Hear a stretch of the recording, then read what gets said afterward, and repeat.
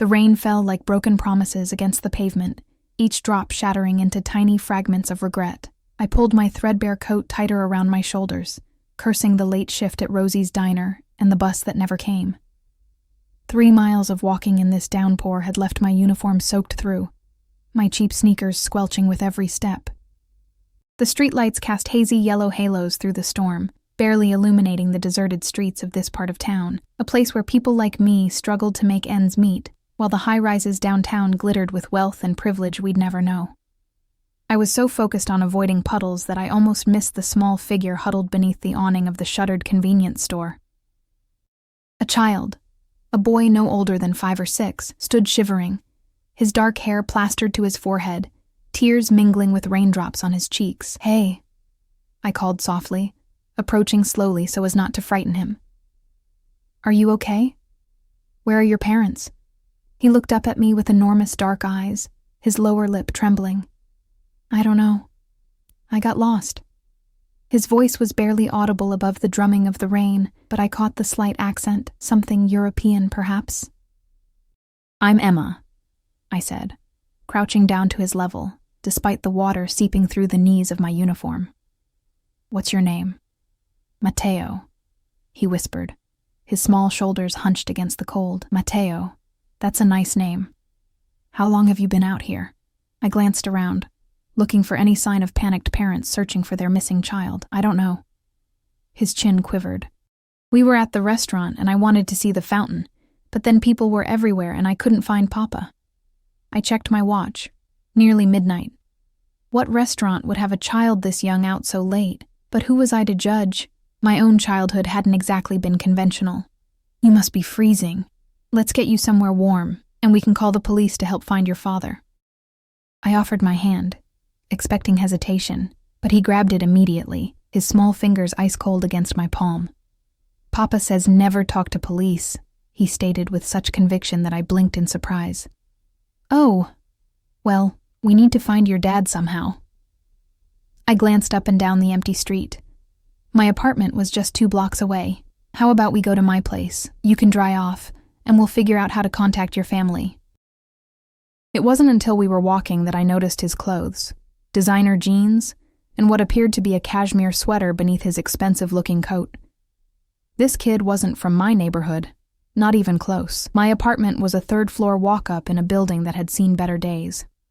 The hallway smelled perpetually of cabbage and cigarettes, but at least it was warm and dry.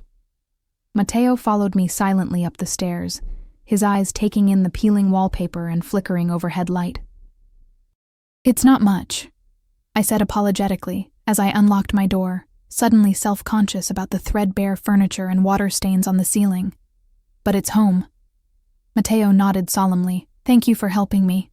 I found him a clean towel, my nicest one without frayed edges, and a t-shirt that hung like a dress on his small frame. While he changed in the bathroom, I made hot chocolate, dumping extra marshmallows in his mug. My mind raced through options. He didn't want police, but I needed to report finding a lost child. Yet something in his demeanor made me hesitate. There was a wariness in those dark eyes that reminded me of myself at his age, after my mom died and I bounced between foster homes, learning quickly which adults could be trusted. "Can I use your phone to call my uncle?" Matteo asked when he emerged, his wet clothes bundled in his arms. "Of course. Do you know his number?" I placed the steaming mug of cocoa before him at my kitchen table. Matteo recited a number from memory, and I dialed it on my ancient landline phone. Cell service in my building was practically non-existent.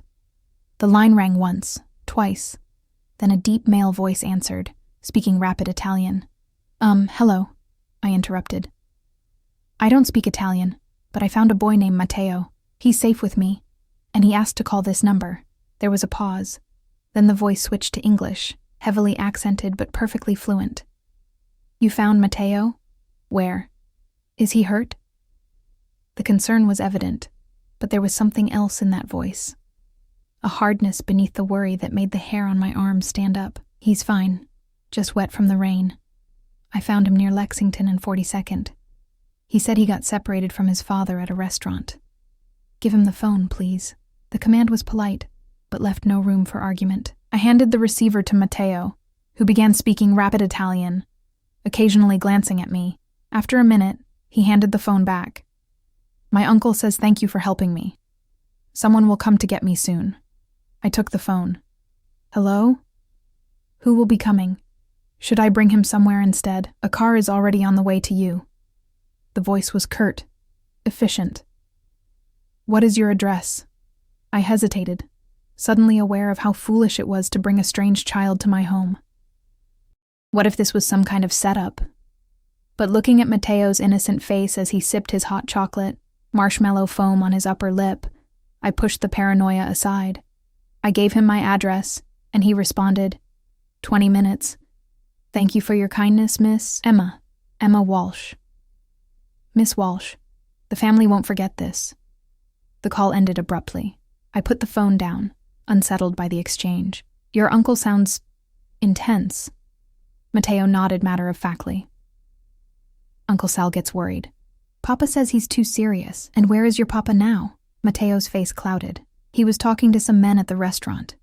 He told me to sit still, but the fountain had fish in it.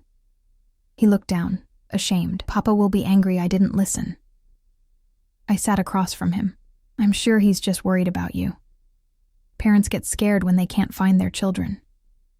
Papa doesn't get scared, Matteo said with absolute certainty. He makes other people scared. Before I could process that statement, headlights swept across my living room window. I peered down to the street to see a black SUV with tinted windows double-parked outside my building. Two broad-shouldered men in dark suits emerged, scanning the street with practiced efficiency, before one spoke into his wrist. I think your ride is here, I said, my mouth suddenly dry. Matteo nodded, draining the last of his hot chocolate. Can I keep wearing this? He plucked at the oversized t-shirt. My clothes are still wet. Of course. Let me put your things in a bag. I quickly gathered his damp clothes, stuffing them into a plastic grocery bag. My mind was racing. What kind of family sent men who looked like Secret Service agents to pick up a child? A sharp knock at my door made me jump. Matteo didn't seem concerned at all. Who is it? I called, suddenly wishing my door had a peephole. Miss Walsh? We're here for Matteo. The voice was professional, impersonal. I opened the door cautiously, chains still in place. Two men stood in my hallway, both wearing identical black suits despite the late hour and the rain. The taller one had a scar running from his temple to his jaw. The other wore sunglasses despite being indoors at midnight. ID? I asked, surprising myself with my boldness. Scarface smiled slightly, reaching into his jacket. I tensed, but he simply produced a leather wallet, flipping it open to show some kind of security credential. The name Salvatore Ricci Security was embossed in gold. Matteo, do you know these men? I called over my shoulder, not taking my eyes off them. That's Marco and Enzo, he confirmed, appearing beside me. They work for Papa. I reluctantly unchained the door. Marco, the one with the scar, stepped inside while Enzo remained in the hallway, hand discreetly inside his jacket. Thank you for looking after him, Marco said, his tone softening as he crouched to Matteo's level. Your father has been very worried. Is he mad? Matteo asked, his voice small. No, Piccolo, not at you. Marco looked up at me. Mr. Ricci would like to thank you personally for helping his son. My breath caught. Mr. Ricci is coming here? Marco shook his head. He would like you to accompany us, if you're willing. He's currently at the hospital with Matteo's grandmother. Hospital? I echoed. Nothing serious, Marco assured quickly. A precautionary visit, Mr. Ricci insists on expressing his gratitude. It would be unwise to refuse. Something about the way he said it made my stomach tighten. This wasn't really a request. I have work in the morning, I hedged. Mr. Ricci will compensate you for any inconvenience, Marco said smoothly, and ensure you arrive at work on time. I glanced at Matteo, who was watching me with those solemn dark eyes. Please come, he said quietly. Papa will want to meet you. Against every rational instinct, I found myself nodding. Let me get my coat. As I gathered my things, I tried to suppress the voice in my head screaming that this was a terrible idea. But something about Matteo's expression, a mixture of hope and something that looked oddly like concern, made me push my fear aside. What I didn't know then, as I locked my apartment door and followed 2 obvious bodyguards to a luxury SUV, was that I'd just made a choice that would irrevocably change the course of my life. That by showing kindness to a lost child in the rain, I had inadvertently stepped into the orbit of Antonio Ricci, the most feared Mafia boss on the East Coast, a man whose empire was built on blood and secrets, and whose attention was the last thing someone like me should want, but it was too late. The car door closed behind me with the finality of a prison cell, and we pulled away from the curb, heading toward a destiny I couldn't yet imagine. The SUV glided through the rain-slicked streets like a phantom, its engine barely audible. Inside, the leather seats were butter-soft beneath my fingertips, the air perfumed with something expensive I couldn't name. Matteo sat beside me, his small hand occasionally brushing against mine, as if to reassure himself I was still there. The 2 men, Marco and Enzo, rode in silence, Marco driving while Enzo occasionally spoke in hushed Italian into a phone. "Is the hospital far?" I asked, trying to break the suffocating silence. "Mount Sinai," Marco replied without turning. 20 minutes in this traffic. I glanced out the window, watching as we left my neighborhood behind, the buildings growing more polished, the streets wider and cleaner. We were heading into a world I only glimpsed when serving coffee to the suited businessmen who occasionally slummed it at Rosie's. "My papa has a big room at the hospital," Matteo volunteered, looking up at me. "With guards and special doctors for Nonna." "Your grandmother must be very important," I said carefully. Matteo nodded solemnly. "Papa says family is everything." The way he said it, like reciting scripture, made me wonder what kind of man I was about to meet. What kind of man employed security guards who looked like they killed people for breakfast and had special hospital rooms with private doctors? The car pulled into a private entrance at the hospital, bypassing the emergency room entirely. A security guard waved us through without question, and we were escorted through service corridors and a private elevator. The entire floor seemed eerily quiet. No bustling nurses, no beeping machines in the hallway, just more men in suits standing at strategic points. "Wait here," Marco instructed as we reached a sleek waiting area that looked more like a luxury hotel lobby than a hospital space. He disappeared through double doors, leaving Enzo standing guard over us like we might make a break for it. "Are you scared?" Matteo whispered, leaning closer to me. I forced a smile. "Should I be?" He shook his head. "Papa is scary to bad people. You're not bad." Before I could respond, the double doors opened again. Marco emerged, nodding to me. "Mr. Ricci will see you now." My heart hammered against my ribs as I stood, smoothing my still damp waitress uniform self-consciously. Matteo slipped his small hand into mine. "It's okay," he said, leading me forward with surprising confidence. "I'll protect you." The room beyond was spacious and dimly lit. Medical equipment had been discreetly arranged around a hospital bed, where an elderly woman lay sleeping, her silver hair fanned across the pillow. Beside her sat a man in a chair, his back to us, his hand holding the woman's frail one. At our entrance, he stood and turned, and I felt the air leave my lungs. Antonio Ricci was not what I expected. In my mind, I'd pictured someone older, heavier, perhaps with a pinstripe suit and gold rings.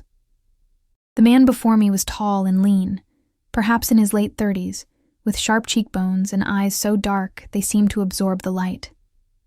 His suit was immaculately tailored, midnight blue rather than black, with no tie, the top buttons of his crisp shirt undone to reveal the edge of what might have been a tattoo at his collarbone. But it was the way he moved that truly unsettled me, with the silent, predatory grace of someone who owned not just the room, but everything and everyone in it. His eyes, Matteo's eyes, assessed me in a single sweeping glance that made me feel as though I'd been stripped bare. "Papa!" Matteo broke away from me, running to his father. The transformation in Antonio's face was immediate and startling. The hardness melted away as he crouched to embrace his son, his large hands checking Matteo for injuries with gentle precision. "Matteo mio," he murmured, voice rich and accented. "You frightened me." "I'm sorry, Papa," Matteo replied, his face buried in his father's shoulder. "I got lost." "We will discuss your disobedience later," Antonio said. But there was no anger in his tone, only relief. He looked up at me over his son's head, and the intensity of his gaze made me take an involuntary step backward. And this must be Miss Walsh. He stood, keeping one hand protectively on Matteo's shoulder. My son tells me you rescued him from the rain and gave him shelter. The Ricci family owes you a debt of gratitude. Anyone would have done the same, I said, my voice smaller than I intended. A smile played at the corners of his mouth, though it didn't reach his eyes. I think we both know that isn't true, especially in this city. He gestured to a seating area in the corner of the room. Please sit. We have much to discuss. It wasn't a request. I perched on the edge of a leather armchair, acutely aware of my damp hair and rumpled uniform. Antonio whispered something to Matteo, who nodded and went to sit by his grandmother's bedside, pulling a small handheld game from the bedside table. Your grandmother? I asked as Antonio took the seat across from me. My mother, he corrected. A minor stroke. She will recover fully, but I prefer to have her under constant observation. He studied me with unnerving focus. Matteo tells me you refused to call the police when you found him. He seemed frightened by the idea, I explained, wondering if this was some kind of test, and I've had mixed experiences with police myself. Foster system, I added, unsure why I was volunteering personal information to this intimidating stranger. Antonio nodded slowly, a woman of instinct. Good. He leaned forward slightly. You must understand, Miss Walsh. My family's privacy is of paramount importance. Matteo's safety even more so, of course. My son says you live alone, work at a diner, and gave him your favorite t-shirt. His gaze flicked briefly to the window where rain still lashed against the glass. Tell me, what does a woman like you want from life, Emma Walsh? The sudden personal question caught me off guard. Excuse me? It's a simple question. You're what, 25? Living in a neighborhood where gunshots are as common as car alarms, working for minimum wage plus tips. What is your end game? I bristled despite my fear. I'm surviving, Mr. Ricci. Not everyone has the luxury of endgames or 5-year plans. To my surprise, he smiled, a genuine one this time that transformed his severe features. Honesty. Refreshing. He reached into his jacket and pulled out a sleek leather checkbook. Name your price. My... what? For helping my son. He uncapped an expensive-looking fountain pen. 10,000? 20? I can be generous when the situation warrants. I stared at him, heat rising to my face. I don't want your money. Antonio paused, pen hovering over the checkbook. Everyone wants money, Miss Walsh. I wanted to help a scared child, I countered. I'm not looking for a reward. He studied me for a long moment, then slowly returned the checkbook to his jacket. Then what do you want? To go home, I said honestly. I have an early shift tomorrow. Antonio checked his watch, a timepiece that probably cost more than I made in a year. At this diner. Rosie's, Matteo mentioned. I nodded, suddenly uneasy that he knew where I worked. The one on 36th and 8th? He didn't wait for confirmation. 6 a.m. shift? How did you... I make it my business to know things, Miss Walsh. He stood abruptly. You will be driven home immediately. I apologize for the inconvenience of bringing you here. I rose uncertainly. It's fine. I wanted to make sure Matteo was okay. Antonio's gaze softened fractionally as it moved to his son, who was now dozing in the chair beside his grandmother. He is resilient, like his mother was. There was a story there, but not one I had any right to ask about. I should go. Of course. He snapped his fingers, and Marco materialized as if he'd been waiting just outside the door. See Miss Walsh safely home. I nodded a goodbye and turned to leave, but Antonio's voice stopped me. Emma. The sound of my name in his accented voice sent an involuntary shiver down my spine. I looked back at him. Thank you, he said simply, the words clearly unfamiliar on his tongue. Truly. Something in his expression, a flash of genuine emotion breaking through that controlled exterior, made my breath catch. For a moment, he wasn't the intimidating figure who commanded rooms and men, but just a father grateful that his son had been kept safe. You're welcome, I replied softly. He's a special kid. The corner of Antonio's mouth lifted. Yes, he is. He hesitated, then added, Perhaps our paths will cross again, Emma Walsh." It sounded like both a promise and a warning. The ride back to my apartment passed in a blur. Marco remained silent, and I was too exhausted and overwhelmed to attempt conversation. When we finally pulled up outside my building, he spoke for the first time since leaving the hospital. "Mr. Ricci doesn't forget favors," he said, his eyes meeting mine in the rearview mirror. "Or the people who provide them." Before I could respond, he exited the car and opened my door with formal courtesy. "Good night, Miss Walsh." I climbed the stairs to my apartment in a daze, barely registering the familiar smells and sounds of the building. Inside, I locked my door and leaned against it, finally allowing myself to tremble. The encounter felt dreamlike now. The luxury SUV, the private hospital floor, the intense man with Matteo's eyes who had offered me more money than I'd ever seen for doing what any decent person would do.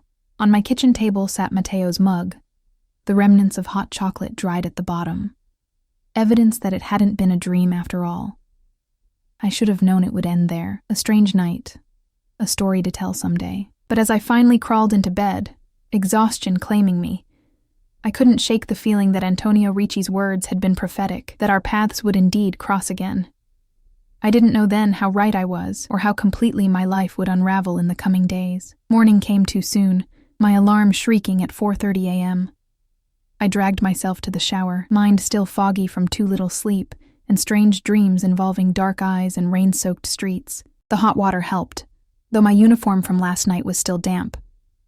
I pulled on my spare, slightly faded from too many washes, and gathered my hair into a ponytail. Outside, the storm had passed, leaving behind puddles that reflected the lightening sky and the crisp scent of washed concrete. I hurried toward the bus stop, already calculating how many tables I'd need to turn to make this month's rent, after spending money on hot chocolate I couldn't really afford.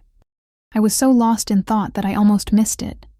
A gleaming black car parked across from the bus stop, its engine running quietly. As I approached, the back window slid down, revealing Antonio Ricci's unreadable face. "Good morning, Miss Walsh," he said, as though encountering me on the street at 5:15 a.m. was the most natural thing in the world. "I believe you have a shift to get to." My feet froze to the pavement. "Mr. Ricci?" I managed, wondering if lack of sleep was making me hallucinate. "What are you doing here?" "Offering you a ride," he replied smoothly. "It's the least I can do." I glanced toward the bus stop, where several people huddled, looking miserable in the damp morning chill. My bus was notoriously unreliable, often making me sprint the last few blocks to avoid Rosie's wrath. "I don't think," I began. But Antonio opened the car door. "Please," he said, the word sounding unfamiliar on his tongue. "Matteo would be disappointed to learn I didn't ensure you arrived safely at work after your late night helping him." The mention of Matteo weakened my resolve. I thought of his solemn eyes, the way his small hand had felt in mine. With a sigh of surrender, I slid into the back seat beside Antonio, the door closing behind me with that same ominous finality I'd felt last night. Inside, the car smelled of expensive leather and Antonio's cologne, something woodsy and subtle that reminded me of forests I'd never visited. He sat with casual elegance, one arm stretched along the back of the seat, not quite touching me, but close enough that I could feel the heat radiating from his body. "How is Matteo?" I asked, desperate to break the silence. "Sleeping. Last night tired him." Antonio's gaze remained on my face, making it difficult to breathe normally. "Your uniform is different today," I flushed, smoothing the faded fabric self-consciously. "My other one got wet in the rain." He made a non-committal sound, then spoke to the driver in rapid Italian. The car pulled smoothly into traffic. "I'm curious about something, Miss Walsh," Antonio said after a moment. "A woman with your resourcefulness could surely find better employment than serving greasy eggs to commuters." The casual dismissal of my livelihood stung. "Waitressing is honest work," I replied, more defensively than I intended. "And jobs aren't exactly falling from trees for college dropouts with no family connections." "Ah," he nodded slowly. "And what did you study before dropping out?" I hesitated. These weren't normal getting-to-know-you questions. They felt like an interrogation, albeit a velvet-gloved one. "Nursing, for 1.5 years. Why do you care?" A hint of a smile touched his lips. I find you interesting. A young woman alone in the city, struggling to survive, yet when offered money, substantial money, she refuses. I told you, I didn't help Mateo for a reward. Yes, you mentioned that. His dark eyes studied me with unnerving intensity. Which brings me to my proposition. My stomach tightened. Proposition? My mother's private nurse has recently departed for a position in California. The timing is inconvenient, given her condition. He adjusted his cuff, revealing a glimpse of a platinum watch.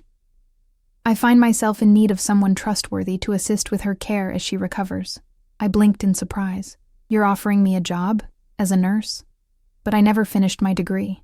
You have more training than most, and my mother's medical needs are supervised by doctors. She primarily needs assistance with daily tasks, medications, and companionship. His voice softened slightly. She took a liking to you last night, though you may not have noticed. She was awake briefly while you spoke with Mateo. The car slowed, and I realized we'd arrived at Rosie's. The diner's neon sign buzzed in the early morning gloom, the windows still dark. We were 10 minutes early. I have a job, I said, though even to my ears it sounded weak. Antonio raised an eyebrow, one that barely covers your rent in an apartment with questionable wiring and a persistent cockroach problem. I stiffened. Have you been investigating me? I investigate everyone who comes into contact with my family, he replied unapologetically. Particularly those who spend time alone with my son. I reached for the door handle, suddenly claustrophobic. Thanks for the ride, Mr. Ricci, but I need to get to work. His hand caught my wrist, his grip firm but not painful. The contact sent an electric shock up my arm.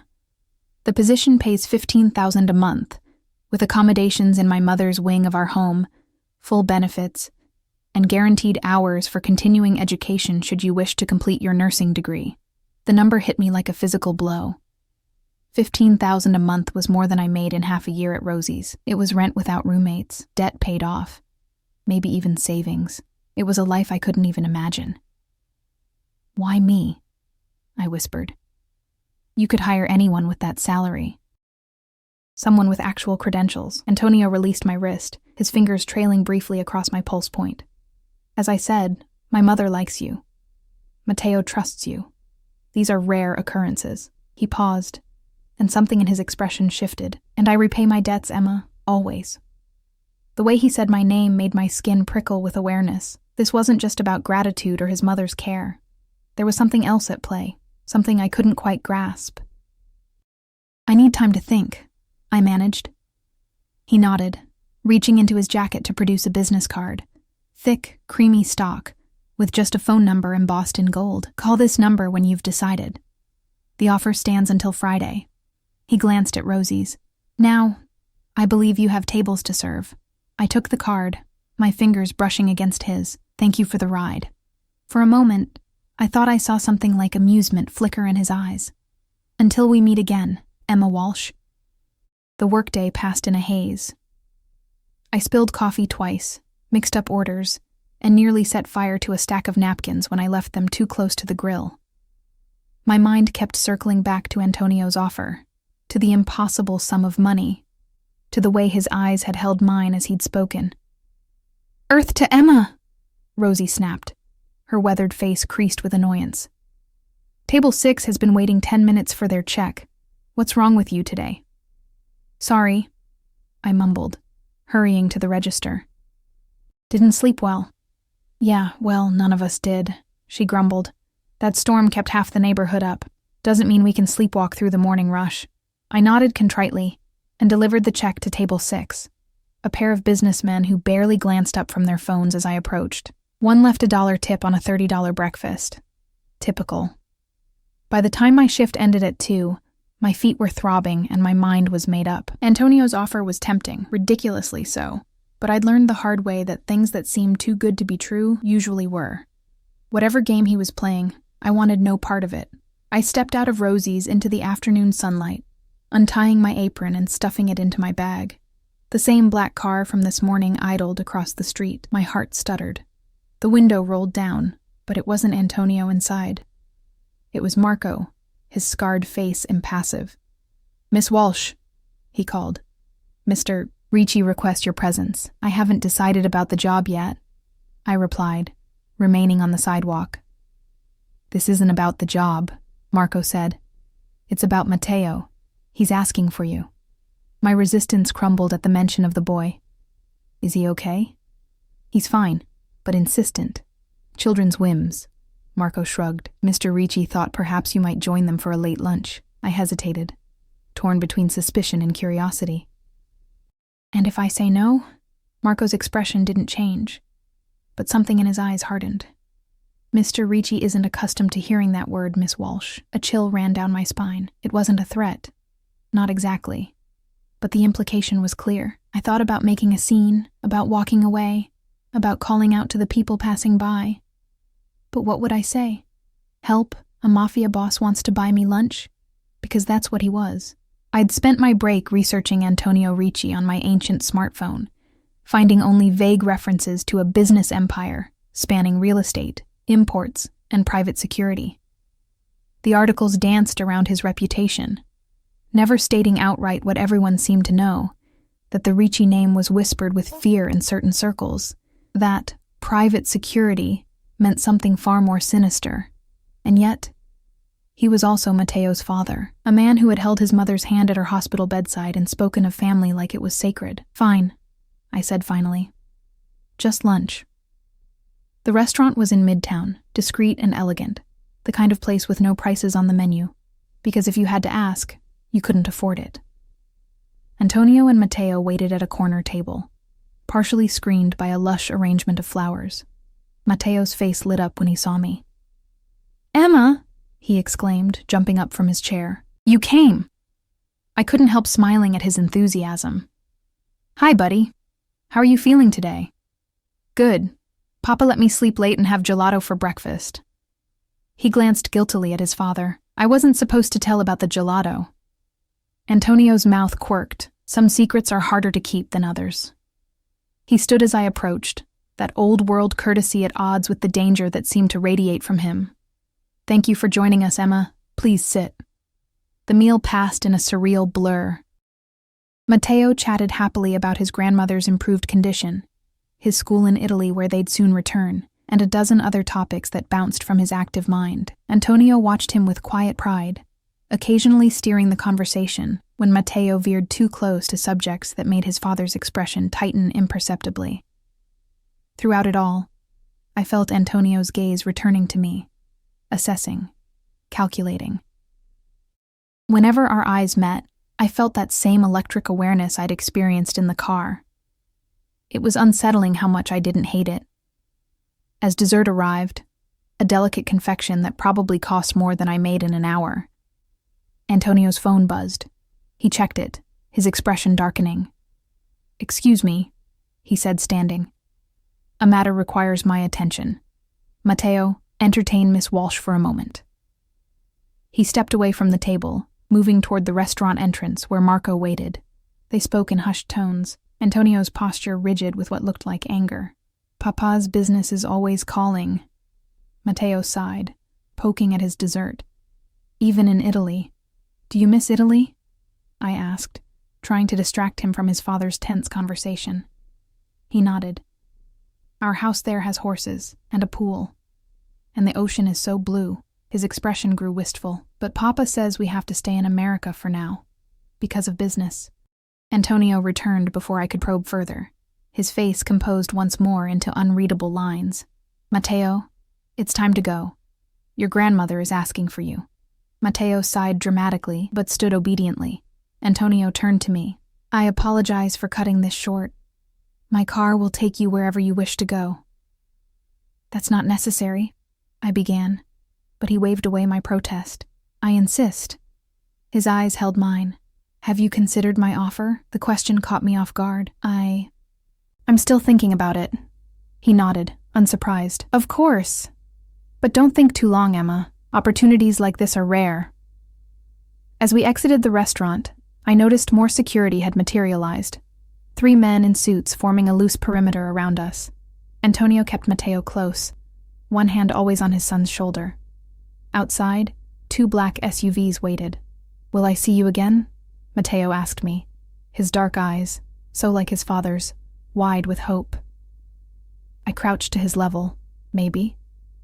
That depends on a lot of things. If you come work for Nona, we could see you every day, he said, as though it were that simple. I glanced up at Antonio, who watched our interaction with an intensity that made my chest tight. We'll see, buddy. As I straightened, Antonio leaned closer, his breath warm against my ear. The world I can offer you is very different from the one you know, Emma. Better in most ways, more dangerous in others, but I think you might belong in it more than you realize. Before I could respond, he ushered Matteo into the first SUV and nodded to Marco, who opened the door of the second one for me. I climbed in, my mind spinning with Antonio's words and the implications behind them.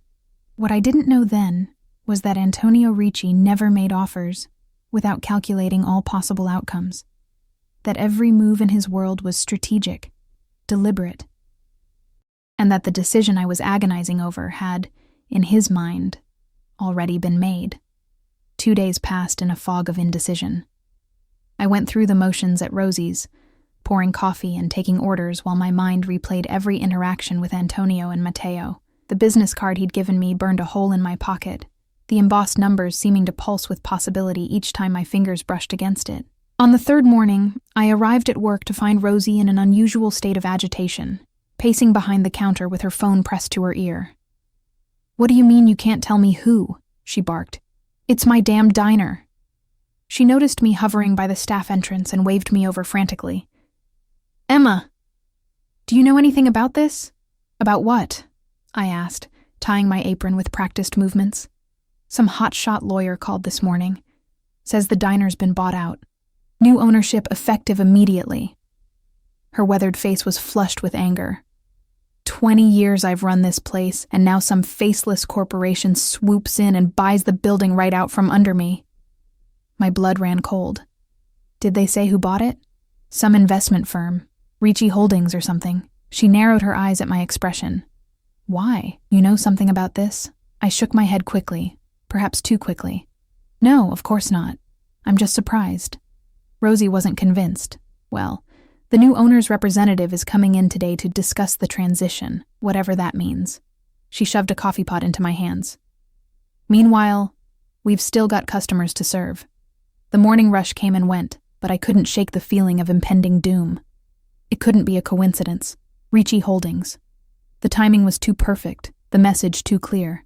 Antonio Ricci could buy and sell my world on a whim. At precisely 11 o'clock, the bell above the door chimed. I looked up from wiping down a table to see a woman in a tailored suit entering the diner. She scanned the room, her gaze landing on me with unsettling precision. "Ms. Walsh?" She approached, extending a manicured hand. "Diane Winters, representing Ricci Holdings. I believe you're acquainted with Mr. Ricci." "We've met," I said carefully, aware of Rosie watching from behind the counter. "Mr. Ricci would like to speak with you." She gestured toward the door where, sure enough, the now familiar black SUV idled at the curb. "If you'll come with me?" I glanced at Rosie, who had abandoned any pretense of not eavesdropping. "I'm working." "Your shift has been covered," Diane replied smoothly. "Mr. Ricci has arranged for a temporary replacement until the staffing transition is complete." As if on cue, the door opened again, and a young man in a pressed uniform that matched mine entered, nodding respectfully to Diane.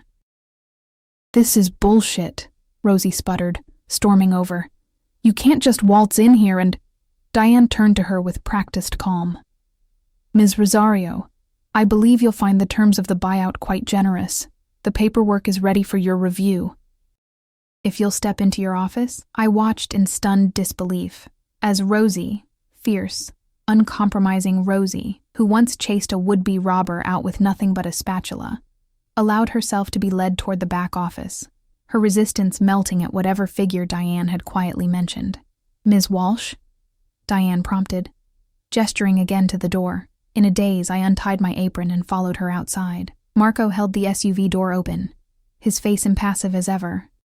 Antonio sat inside, immaculate in a charcoal suit, his attention focused on documents spread across a small fold-down table. He looked up as I entered, his dark eyes unreadable. "Emma," he greeted me, as though orchestrating a hostile takeover of my workplace was a perfectly normal way to arrange a meeting.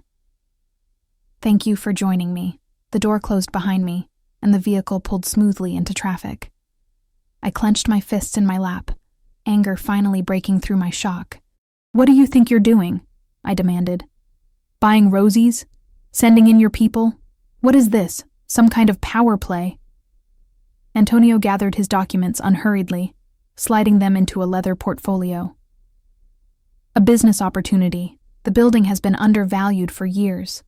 The previous owner was eager to sell. The previous owner was Rosie's landlord, and now she has no say in her own business. My voice rose despite my efforts to control it. People's livelihoods are at stake. No jobs will be lost in the transition, Antonio replied calmly. In fact, wages will increase, and the establishment will undergo much-needed renovations. Ms. Rosario will be offered a generous management contract, should she wish to stay on. His reasonableness only fueled my anger. That's not the point. You can't just rearrange people's lives to get what you want. Antonio's expression shifted subtly, a hardness entering his eyes. Can I? The simple question, delivered in that soft, accented voice, sent a chill down my spine. Of course he could. He was Antonio Ricci. He probably bought and sold businesses before breakfast, moved pieces on the chessboard of his world without concern for the pawns involved. Why? I asked, my voice smaller now. Why Rosie's? Why me? He studied me for a long moment. I told you once that I repay my debts. You helped Mateo when you had no obligation to do so. Now I'm helping you. By taking over my workplace, I shook my head in disbelief. That's not help. That's control. A fine line, he conceded, but one I've never had difficulty crossing when necessary. He leaned forward slightly. The offer I made still stands, Emma. My mother asks for you daily. Mateo speaks of little else, and if I say no, I challenged, though my voice wavered. Something dangerous flickered in his eyes. Then you say no. You continue serving mediocre coffee for minimum wage, living in an apartment with faulty wiring, struggling to make rent. Your choice. The SUV slowed to a stop, and I realized we'd arrived at my building. Antonio must have signaled to Marco somehow, because the door beside me opened, sunlight streaming into the dim interior. You have until tomorrow, Antonio said, his voice softening slightly. I'm not a patient man, Emma, but for you, I'm making an exception.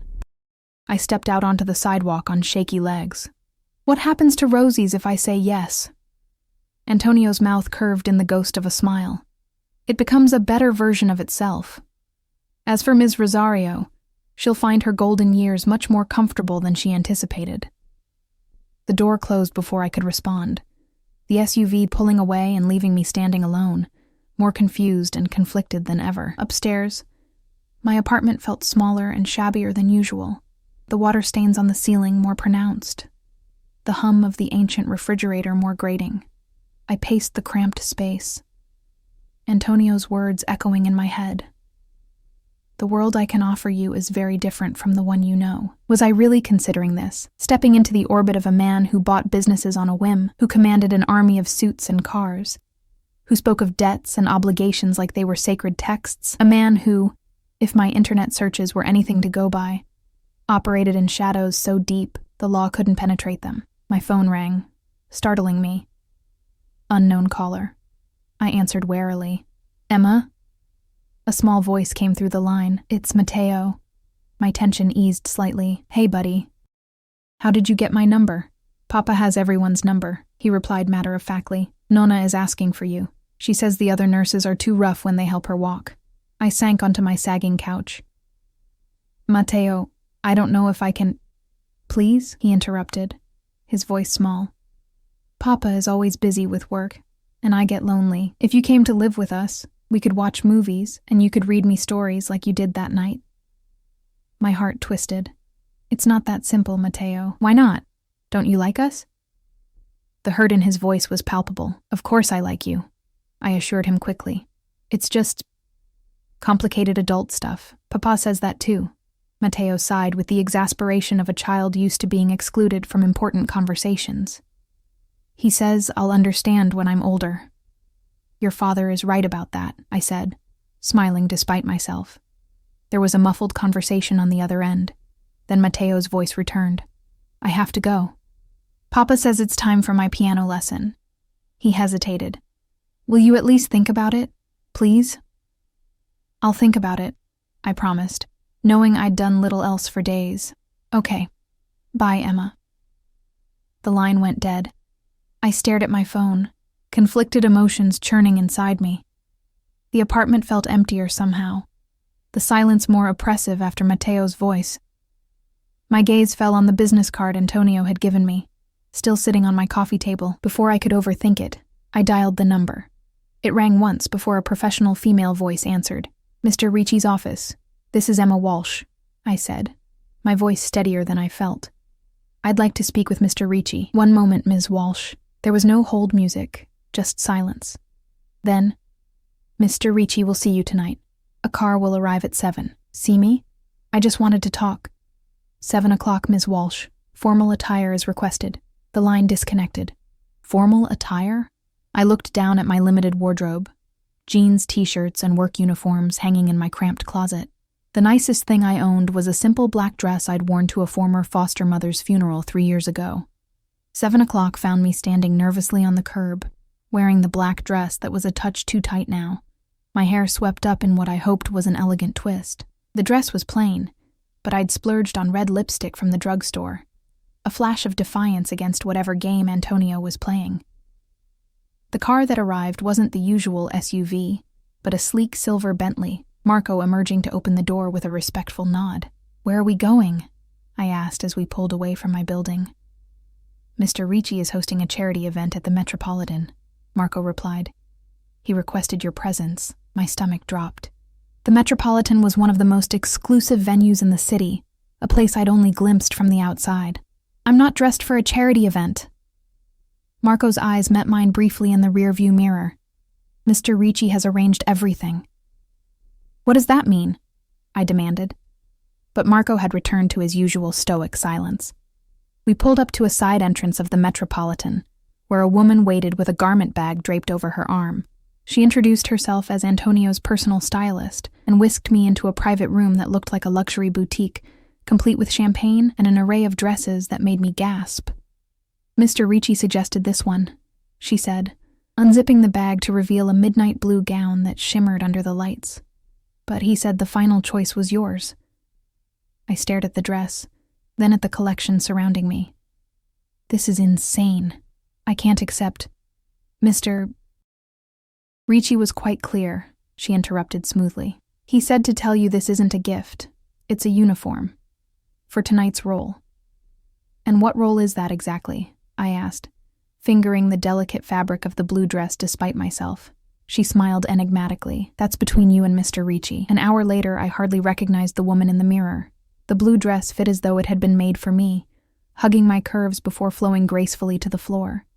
My hair had been styled into elegant waves, my makeup subtle but enhancing. Diamond earrings, on loan, the stylist had insisted, caught the light when I moved. Marco escorted me through the service corridors of the Metropolitan, finally emerging into a grand ballroom filled with New York's elite. Crystal chandeliers cast a warm glow over the crowd, the soft music of a string quartet floating above the hum of conversation. I spotted Antonio immediately. He stood near the center of the room, commanding attention in a perfectly tailored tuxedo, surrounded by a circle of rapt listeners. As though sensing my presence, he looked up, his gaze locking with mine across the room. For a breathless moment, everything else seemed to fade away. The crowd, the music, the opulent surroundings. There was only Antonio, his dark eyes holding mine with an intensity that made my pulse race. Then he excused himself from his group and moved toward me with that predatory grace I'd noticed the first time we met. Emma, he said softly when he reached me, his gaze traveling appreciatively over the transformation. You look stunning. Despite everything, I felt a flush of pleasure at the approval in his eyes. What am I doing here, Antonio? What is this? His mouth curved in a smile. This is your glimpse into the world I offered you. He held out his hand. Shall we? I hesitated, acutely aware of the curious glances being cast our way. Antonio Ricci wasn't a man who went unnoticed, and his focused attention on me, a nobody from a rundown neighborhood, was clearly causing ripples of interest through the glittering crowd. "Everyone's staring," I whispered, my hand trembling slightly as I placed it in his. "Let them," he replied simply, leading me deeper into the ballroom. His hand was warm around mine, his grip secure but gentle. "Most of these people would sell their souls for a few moments of my attention. You have it for the entire evening. Lucky me," I murmured, unable to keep the edge from my voice. Antonio's lips quirked in amusement as he guided me toward the bar. "Champagne?" I nodded, grateful for something to do with my hands, as Antonio signaled to the bartender. A tall man in an expensive suit approached, clapping Antonio on the shoulder with forced familiarity. "Ricci, didn't expect to see you tonight. Thought you'd be tied up with the Shanghai deal." The man's gaze slid to me, his smile turning appreciative. And who might this lovely creature be? Something dangerous flashed in Antonio's eyes, there and gone so quickly I might have imagined it. "Emma Walsh," he introduced me, his hand moving to the small of my back in a gesture that felt oddly possessive. "Emma, this is Congressman James Wheeler." I nearly choked on my champagne. A congressman? What kind of charity event was this? "Charmed," Wheeler said, taking my free hand and pressing his lips to it a moment too long. How did an old devil like Ricci manage to capture someone so refreshing? Before I could respond, Antonio smoothly interjected. "Emma saved my son's life recently. I'm eternally in her debt." Wheeler's eyebrows shot up. "Is that so? Well, earning Antonio Ricci's gratitude is no small feat. The man never forgets a favor or a slight." He chuckled, but there was an undercurrent of tension in his voice. "If you'll excuse us," Antonio said, his tone courteous but dismissive. "I promised Emma a tour of the art collection." Wheeler nodded, his eyes darting between us with undisguised curiosity. Of course. Perhaps we'll talk later about that zoning issue." "My assistant will call yours," Antonio replied, already steering me away. "Congressman?"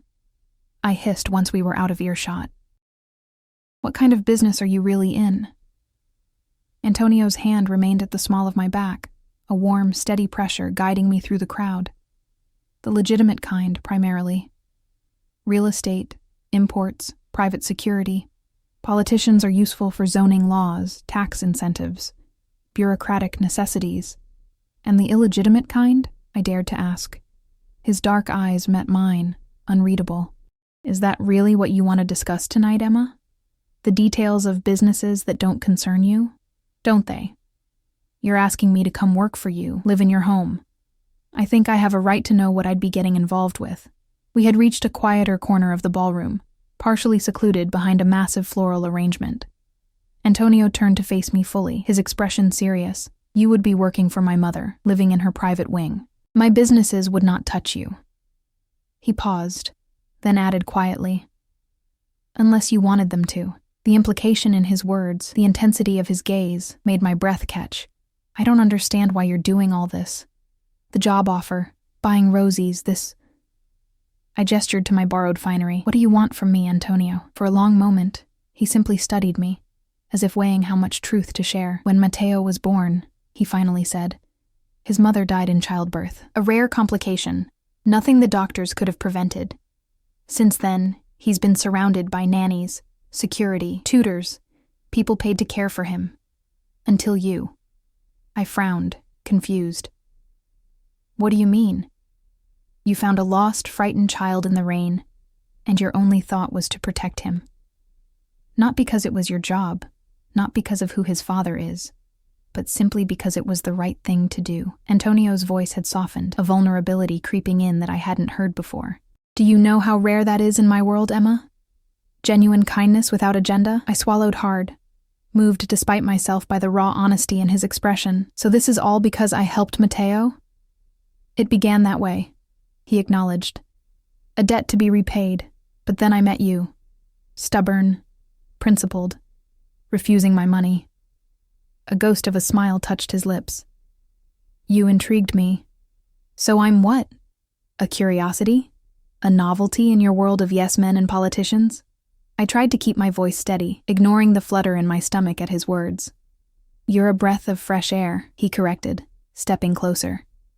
Someone who sees me as a man, not a means to an end, or a threat to be feared. I'm pretty sure I've been afraid of you since the moment we met, I admitted. Antonio's expression softened further. And yet here you stand, challenging me, questioning me, not cowering. His hand rose, hesitating a fraction before his fingers brushed lightly against my cheek. That's courage, Emma. Another rarity in my experience. The gentle touch sent electricity skittering across my skin. I should step back, create distance from this dangerous, compelling man. Instead, I found myself leaning slightly into his hand. You still haven't answered my question, I whispered. What do you want from me? His dark eyes held mine, searching.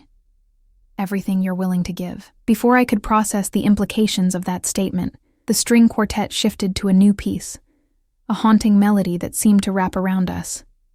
Dance with me, Antonio said, the words somewhere between a request and a command. He led me to the dance floor, one hand settling at my waist, the other taking mine in a proper waltz position. I'd never formally danced in my life, but Antonio moved with such confidence that I found myself following effortlessly, as if my body instinctively understood what he asked of it. You make this look easy, I murmured as he guided me through a turn. Years of practice, he replied. My mother insisted I learn, said it would teach me discipline and grace. The mention of his mother reminded me of the ostensible reason for our connection. How is she doing? Your mother? Improving. Stubborn, like her son. His hand tightened fractionally on my waist. She asks about you daily. What have you told her? That you're considering our offer. He studied my face. Are you? I took a deep breath. I don't belong in this world, Antonio. Designer dresses, charity galas, congressmen kissing my hand. This isn't me. It could be, he said simply, if you wanted it. And if I don't, if all I want is my old life back? Antonio's expression remained neutral, but something flickered in his eyes. Then I would be disappointed, but I would accept your decision. Rosie's would still undergo renovations. Ms. Rosario would still receive her generous contract, and you would return to your apartment and your life.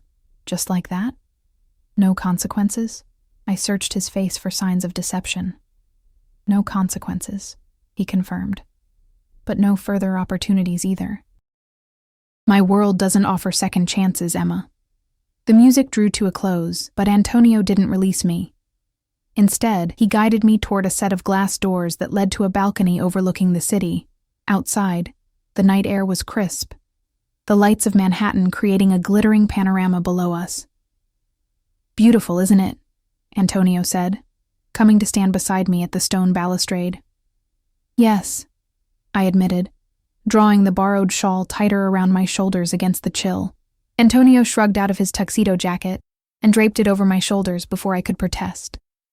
The fabric was warm from his body, enveloping me in his scent. My family came to this country with nothing, he said, gazing out at the skyline. My grandfather worked on the docks, saved every penny, eventually bought a small import business.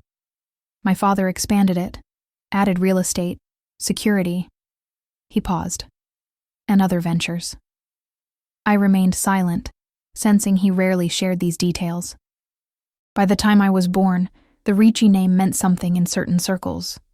Respect, fear, opportunity. His profile was sharp against the city lights. I was raised to protect that name, to expand our holdings, to ensure our family's legacy. And Matteo? I asked softly. Is that his future too? Antonio turned to me, his expression somber. That's his birthright, unless he chooses another path. Would you let him choose another path? I would let him be happy, Antonio said, the words seeming to surprise even him. Whatever that means for him. I studied him in the moonlight, this contradiction of a man, ruthless businessman, feared power broker, devoted father. And what about you, Antonio? What makes you happy? Something shifted in his gaze, heated and intent. Currently, standing on a balcony with a beautiful woman who isn't afraid to ask me difficult questions, my cheeks warmed under his scrutiny. Flattery won't make me say yes to your offer. Not flattery, he corrected. Truth. A commodity as rare in my world as genuine kindness. He stepped closer, the space between us charged with unspoken possibilities. I won't lie to you, Emma. The world I inhabit is complex, often dangerous. My family has enemies. My businesses require difficult decisions. Illegal decisions? I pressed, needing clarity.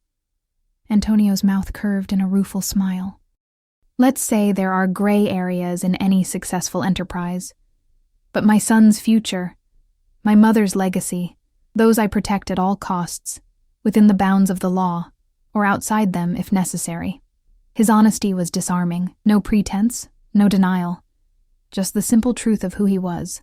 And where would I fit in this world of yours?